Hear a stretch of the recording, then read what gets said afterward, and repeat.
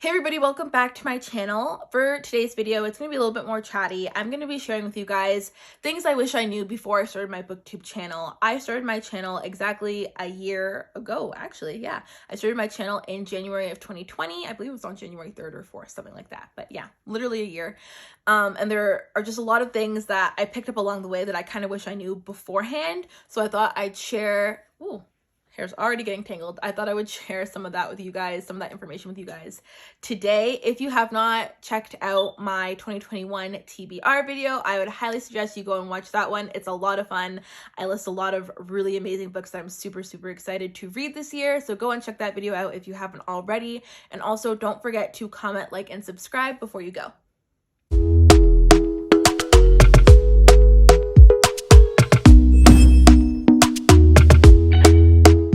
Talk to me nice, talk to me honestly, look in my eyes. Okay, so before we get into the things that I wish I knew before starting my Booktube channel, I forgot to mention in my intro that I'm still doing my end of month Q&A, so you guys can be leaving questions for me in the comment section of all my January videos. You can also message me You can also message me questions on Instagram and Twitter, and I will add those to the list for my end of month pre-filmed Q&A. So yes, that was a lot to get out for some reason. I don't know why, but anyways, let's jump into some little bits of information that I wish I had known. So like I said in my intro, I've been on Booktube now for a full year. I started my channel in January of 2020, and I know that it's a new year, obviously, and this is when a lot of people tend to start their YouTube channels, so I figured that this would be the best time to make this video. I think the first thing that I would start with is I kind of knew this. So I started on YouTube as a makeup channel first. I actually still have my makeup channel. I don't post anything on it, but the channel is still there. I feel like that's such a common way for people to start out on YouTube, is as a makeup YouTuber, and it's actually really hard to make it as a makeup YouTuber. And I found that honestly my passion just kind of fell more with books than makeup, which is why I made the switch, and I'm really happy that I did. But yeah, something that I wish I knew before I started my Booktube channel was that you don't actually need a fancy camera to be on Booktube.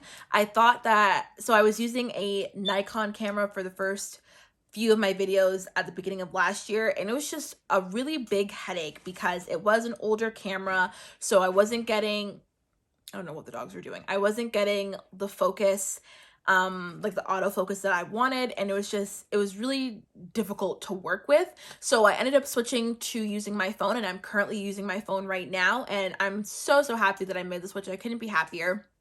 I think it's great when you're starting out with your Booktube channel to use your phone, because especially if you have like a up-to-date smartphone, it's gonna, like, the quality of your video is gonna be pretty on par. I think the only thing that I would upgrade this year is maybe getting a microphone to upgrade the audio, but it's really not even that bad. So I'm not upset about it at all.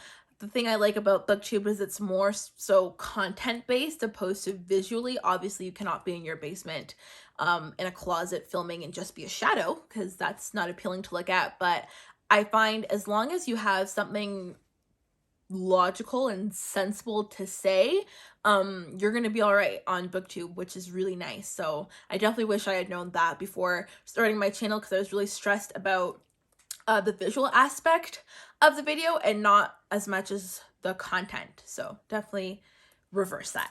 Something else that I wish I known before starting my Booktube channel is that your channel is going to grow in spurts. So I know that it takes a while to grow a YouTube channel, because like I started off as a makeup channel and it takes forever to grow there. But it also takes, like, your channel can grow weirdly. So it took me 3 months to get my first 100 subscribers, but then something like a month later I had my first 1,000. So like there was that big jump there, and then it kind of stayed stagnant for the rest of the year. Mind you, there's other factors that lead into it staying stagnant and stuff like that, but it's gonna grow in spurts. So, and I wasn't prepared for that. I was kind of like, oh my gosh, like what do I do now type of thing. So just being prepared for like those big jumps, and then kind of like a stagnant period, and then maybe another big jump or something like that before you see like consistent growth. And I did a little bit of research on that as well. It's a common thing for smaller YouTube channels to have growth spurts and then stagnant eras in your channel. So I definitely wish I had known that before starting my channel, because it wouldn't have been like such a shock when it happened.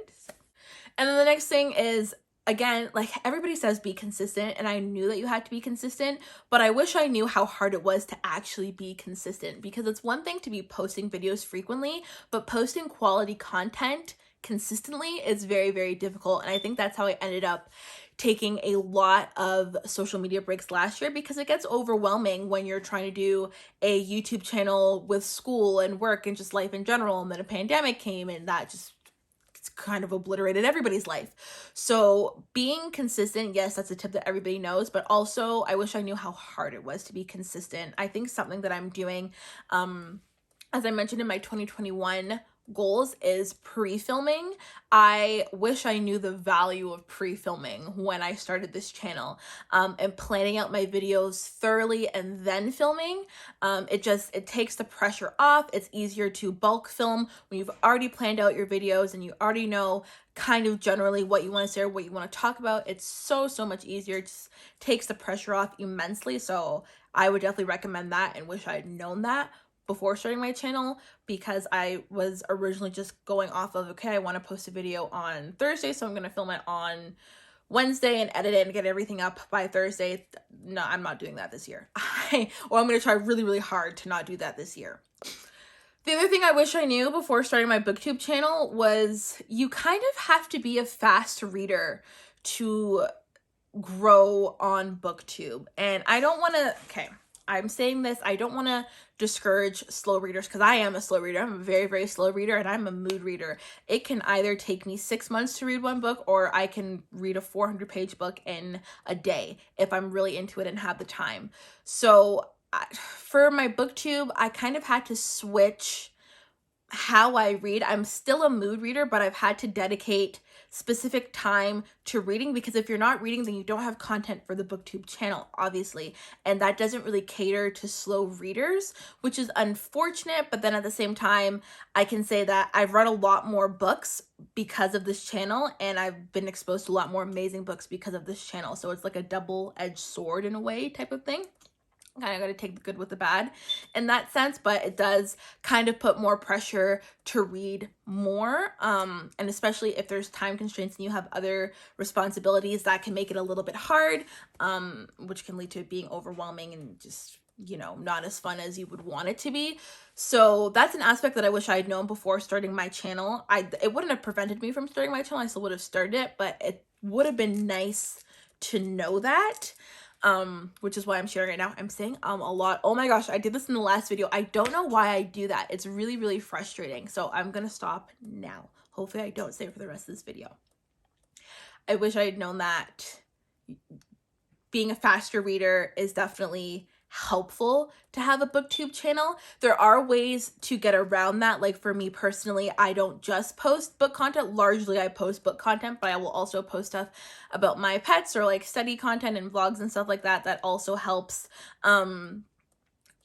I just did it again. Really? Okay, whatever, it is what it is. That also helps to kind of give you more content ideas as well. And there's a lot of stuff that you can do with bookish related contents with books that you've read in the past, but definitely be cognizant of the fact that it helps if you're a faster reader and you have dedicated time to read, so you can do more reviews and wrap-ups and stuff like that. Those are really popular videos that people like to see, and you have to have been reading in order to do videos like that. The thing that I wish I had known was that I don't know why I had it in my head that it's easy to get monetized on YouTube. I don't know why I had that in my head.